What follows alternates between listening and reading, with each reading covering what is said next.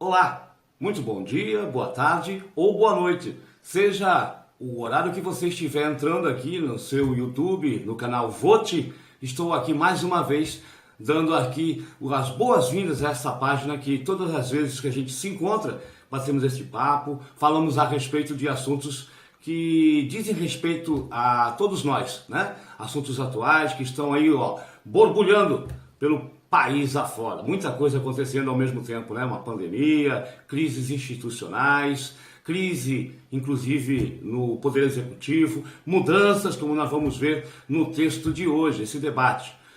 Bom, primeiro, antes de começar, eu quero novamente convidar você a se inscrever em nosso canal, tá? É muito importante que você se inscreva, nos ajude a aumentar a nossa rede de relacionamentos. Se inscreva e nós vamos sempre trocando ideias aqui, ok? É só clicar aí no sininho vermelho e nós vamos formar essa parceria mais constante, ok? Bom, no programa de hoje eu vou falar sobre o ministro Abraham Weintraub, ele que era o ex-ministro da Educação. Estava, balançando há algum tempo e acabou caindo nesta quinta-feira. Caindo não, né? Ele se demitiu,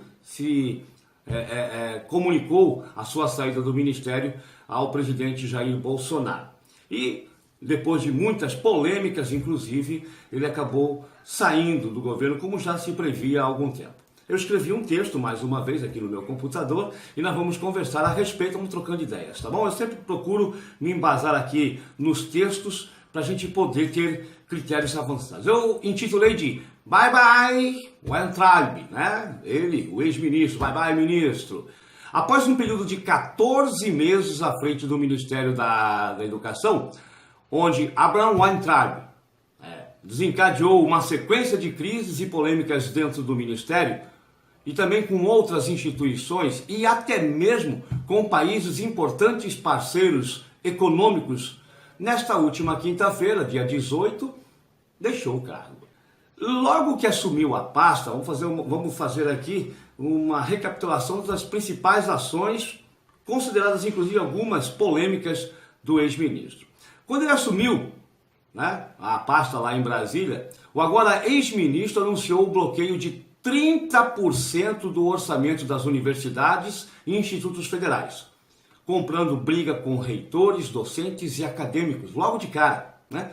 Desencadeando manifestações de várias universidades do Brasil. Ele queria enxugar os recursos e já começou atacando as universidades. Na ocasião, falou sobre as universidades que não formam, comprou briga, chamou as universidades de lixo e que isso com certeza não caiu bem logo como uma das primeiras ações deste ministro, comprando briga com os acadêmicos do nosso país, em que as universidades não formavam pensadores. Pois é. Ainda em maio do ano passado, o MEC anunciou o corte de 3.474 bolsas de aperfeiçoamento do pessoal do nível superior, suspendendo essas bolsas de mestrado e de doutorado para mais de 3.000, quase 3.500 docentes das universidades e de instituições superiores. Também comprando briga novamente com as universidades. Em julho de 2019, o Weintraub anunciou o plano de implantar 108 escolas cívico-militares no Brasil. Uma polêmica, inclusive, no meio dos profissionais da educação. Uma discussão foi desencadeada em todo o Brasil, alguns apoiam, outros contestam, pais, alguns querem, outros não querem. Enfim, isso desencadeou uma polêmica que até hoje ainda não foi realmente discutida e deliberada dentro do Ministério da Educação. Também em julho, o Ministério anunciou a criação do programa Futurice, que visa a venda de patrimônios públicos, parcerias privadas, para dar maior qualidade à educação no país, prevendo inclusive, esse é um ponto crítico, a meritocracia, ou seja, a remuneração dos docentes por desempenho. Iríamos ter aí, não se sabe quais os critérios, isso nunca foi colocado às claras para os profissionais, para a comunidade de forma geral, o que causa muita polêmica e discussão. A implantação das carteirinhas, isso aí bateu duro na Uni, né? A implantação das carteirinhas de estudantes digitais eles estavam prevendo uma distribuição de carteirinhas nacional para todo o país de graça praticamente, né? O que na época foi contestado pela Uni como uma manobra para desarticular a instituição, né? A maior instituição estudantil do Brasil, que é a União Nacional dos Estudantes, tem como um dos fatores que desencadeia seu faturamento, o que financia suas movimentações, a carteirinha de estudante. E infelizmente, ou pelo menos era a visão da Uni, isso seria um recurso a menos e eles ficariam desarticulados. Também foi uma polêmica. Erros do Enem, isso aí chamou a atenção em vários momentos. Os erros do Enem com provas mal articuladas, questões anuladas, inclusive com vazamento de provas. Foi uma polêmica durante todo... E ele que garantiu, assim que entrou, que seria muito transparente, seriam os melhores Enems de todos os tempos. Nada disso se concretizou. Na verdade, tivemos momentos críticos na hora do Enem.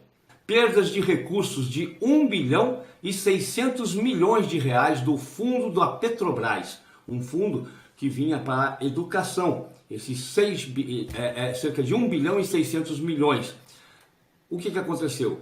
Com a não utilização desses recursos, o STF, o Supremo Tribunal Federal, mandou que esse recurso fosse encaminhado para o combate ao coronavírus. Menos mal que foi para o combate, pelo menos teoricamente, para o combate do coronavírus. Mas vejam só, perdendo recursos substanciais, 1 bilhão e 600 milhões que deixaram de ser investidos na educação, podemos falar por incompetência ou negligência do ex-ministros.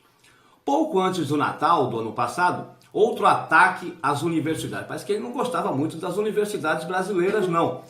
Uma medida provisória, MP, mudando as regras para a escolha de reitores das instituições federais. O que, é claro, né, causou e desencadeou uma série de contestações, manifestações contrárias a essa MP. Graças movimentação acadêmica, podemos dizer assim, essa medida provisória caducou e não foi votada, portanto ela caiu, graças ao Congresso Nacional não ter votado essa medida provisória. Logicamente pela articulação da oposição dentro do Congresso e também dos próprios estudantes.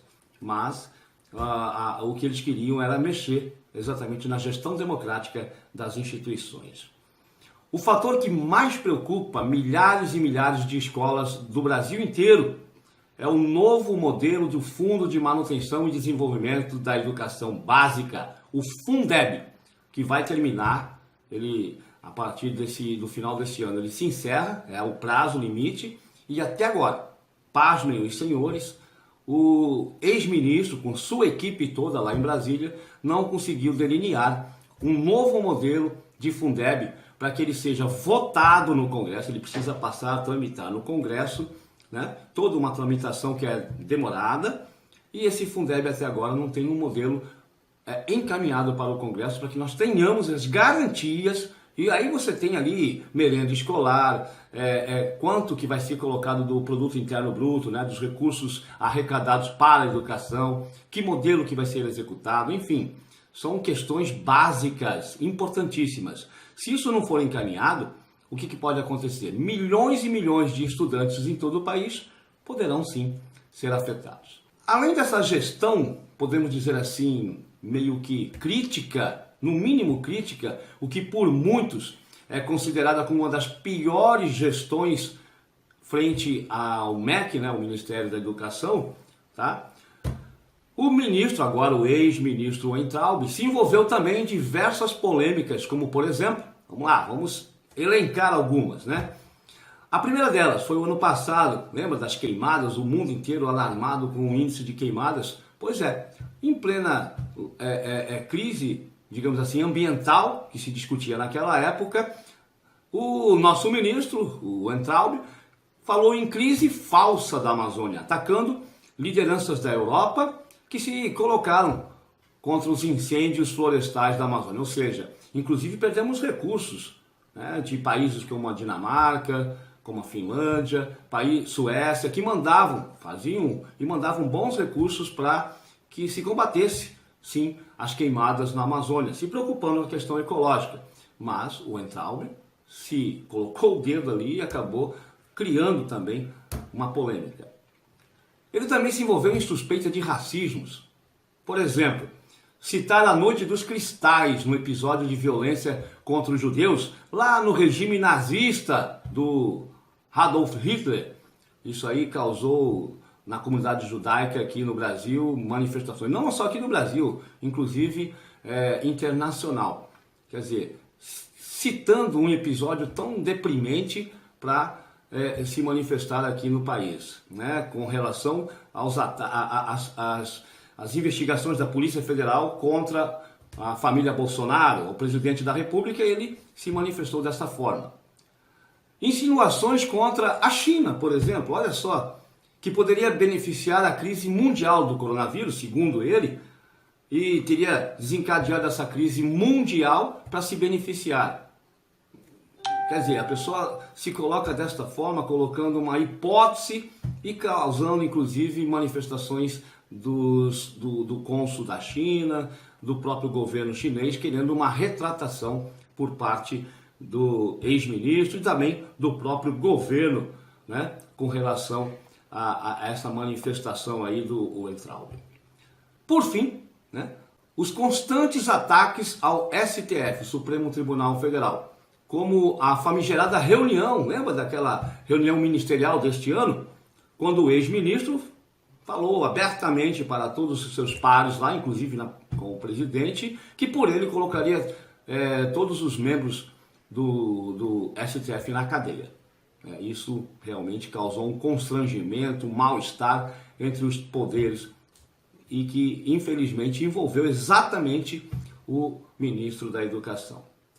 Culminando, por exemplo, no fim de semana passado, o Weintraub foi o único ministro que participou das manifestações pró-Bolsonaro lá em Brasília, manifestações essas recheadas aí de questões consideradas criminosas, por exemplo, como a solicitação do golpe militar, a queda do STF, a queda do Congresso Nacional, né, algumas faixas colocando isso, a volta do AI-5, enfim, atos que em algumas circunstâncias são considerados criminosos, por exemplo. E o ministro foi o único, neste domingo agora, a participar, a se manifestar, dando entrevistas, inclusive.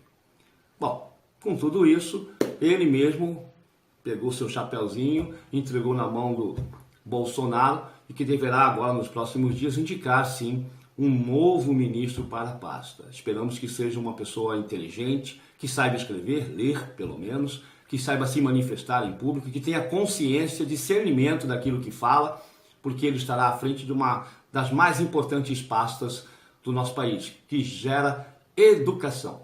E a educação, gente, é o único caminho para melhorar o futuro deste país. Não existe outro caminho. Precisamos investir em educação, em cultura, que aí nós teremos desenvolvimento tecnológico, financeiro, econômico e social. Só com a educação. Não existe realmente nenhum outro caminho. Mas, como prêmio de consolação, vejam vocês, depois de desencadear esse rol de problemas e alguns outros que eu deixei de fora, no dia 18, quando Abraham Weintraub anunciou sua saída do MEC, o presidente Bolsonaro, amigão dele inclusive, dá a entender que o indicará para o cargo no Banco Mundial.